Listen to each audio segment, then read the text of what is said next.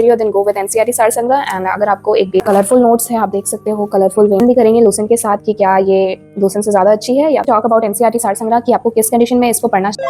Hi everyone, I am Sana and welcome back to my channel. In this video we are going to review two books. One is NCERT सार संग्रह and one is Lucent, जिसके बारे में वो हर student जानता है जो भी कॉम्पिटिटिव एग्जाम की प्रिपरेशन कर रहा है। So firstly we will talk about NCERT सार संग्रह कि आपको किस कंडीशन में इसको पढ़ना चाहिए और किस किस कंडीशन में ये आपके लिए बेनिफिशियल नहीं हो सकती है, और हम एक इसका कंपैरिजन भी करेंगे लूसेंट के साथ कि क्या ये लूसेंट से ज़्यादा अच्छी है या फिर लूसेंट के बजाय आपको इसको पढ़ना चाहिए। So in this video we are going to discuss that as well. So firstly we will talk about NCERT सार संग्रह। NCERT सार संग्रह आपको उस कंडीशन में पढ़ना है जब आपको एक क्विक रिवीजन करना है, क्योंकि जितने भी चैप्टर्स हैं NCERT सार संग्रह में, फॉर एग्जांपल हिस्ट्री का अगर आप कोई टॉपिक पढ़ रहे हो तो वो एक टॉपिक को सिर्फ 1 पेज में ही एंड कर दिया गया है, कोई भी एक्स्ट्रा आपको नहीं पढ़ने को मिलेगा। उसके एक पेज में जितने भी इंपॉर्टेंट फैक्ट्स हैं वो आपको डेफिनेटली इसमें मिल जाएंगे। और इसमें ऐसा भी नहीं है कि आपको सारे टॉपिक्स मिलेंगे, क्योंकि इसमें वही दिया हुआ है जो एग्जाम पॉइंट ऑफ व्यू से इम्पॉर्टेंट है। तो एनसीईआरटी सार संग्रह में आपको history, geography, polity, economics and physics, chemistry, bio और थोड़ा सा आपको स्टैटिक पोर्शन भी मिलता है और हाँ, इसमें आपको कंप्यूटर का भी थोड़ा सा पोर्शन मिलता है, 5 to 7 पेजेस दिए हुए हैं कंप्यूटर के। तो अगर आपके पास शॉर्ट टाइम है, क्विक रिविजन करनी है, उस कंडीशन में आप एनसीईआरटी सार संग्रह के साथ जा सकते हो। Definitely it is going to help you. काफ़ी ज़्यादा कलरफुल नोट्स है, आप देख सकते हो कलरफुल वे में दिया हुआ है सारी कुछ, और ये आपको डेफिनेटली हेल्प करने वाला है एग्जाम पॉइंट ऑफ व्यू से। बट अगर आप फॉर द फर्स्ट टाइम अगर आप किसी भी चीज़ के लिए फाउंडेशन बना रहे हैं, फॉर एग्जांपल हिस्ट्री, ज्योग्राफी, अगर उस कंडीशन में आप इसे पढ़ रहे हो तो ये आपको समझ ही नहीं आएगी, आपको इसको समझने में काफ़ी ज़्यादा टाइम लगेगा। देन उसके बाद आई थिंक ये आपको थोड़ी समझ आएगी। बट अगर आपको एक फाउंडेशन बनाना है, बेस बनाना है, उस कंडीशन में you can not go with this NCERT Saar संग्रह।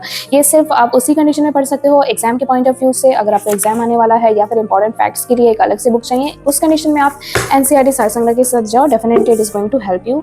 अगर आपको फैक्चुअल नोट्स पढ़ने हैं तो आप इसको पढ़ सकते हो एग्जाम पॉइंट ऑफ व्यू से। Next we will talk about Lucent. Lucent की मैंने काफ़ी और एक भी 2 वीडियो में भी लूसेंट का मैंने जिक्र किया है कि लूसेंट ऐसी बुक है जिसको हर कॉम्पिटिटिव एग्जाम वाला स्टूडेंट परचेस करता है स्टार्टिंग में, क्योंकि ये बहुत ही सामान्य लैंग्वेज में, बहुत ही नॉर्मल लैंग्वेज है इसकी। तो जब इंसान इसे पढ़ता है फर्स्ट टाइम तो उसे काफ़ी ज़्यादा समझ आने लायक इसमें लैंग्वेज है।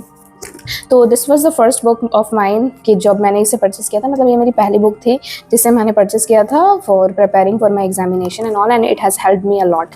मैं आपको दिखाती हूँ कि मैंने इसे काफ़ी पढ़ा हुआ है, मैंने 2-3 बार मैंने इसके रिविजन्स किए हैं एंड रिजल्ट्स काफ़ी अच्छे हैं इसके। आई मीन ऐसा नहीं है कि आप लूसेंट पढ़ रहे हो और ये आपके लिए वर्थ इट नहीं होगा, definitely it is going to be worth it. आपको काफ़ी ज़्यादा हेल्पफुल होगी। बट किस कंडीशन में लूसेंट को आपको नहीं पढ़ना है? लूसेंट में देखो, अगर आप किसी भी ब्रॉड एग्जामिनेशन की प्रिपरेशन कर रहे हो, for example like state PCS, UPSC और बड़े एग्जाम्स, तो उस कंडीशन में आई विल नॉट से कि आप सिर्फ लूसेंट पे ही डिपेंड हो जाओ, क्योंकि लूसेंट में भी टॉपिक्स जो है वो काफ़ी ज़्यादा शॉर्ट है। ऐसा नहीं है कि आपको एक टॉपिक में काफ़ी ब्रॉड नॉलेज मिलेगा। आपको उस कंडीशन में आपको 2-3 बुक्स की हेल्प लेनी हो सकती है। बट अगर आप लूसेंट के ऊपर सिर्फ डिपेंड करते हो then it is not right for you.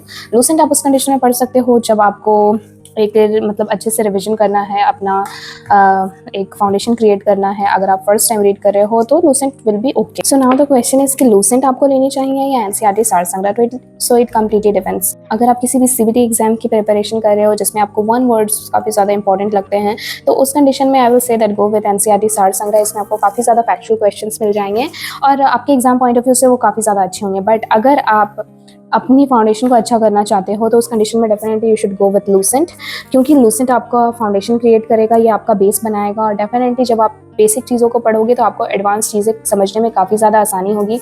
Lucent की कई सारी प्लेलिस्ट भी यूट्यूब में अवेलेबल है जहाँ पे आप लूसेंट को देख सकते हो, इसका एक ओवरऑल रिव्यू ले सकते हो।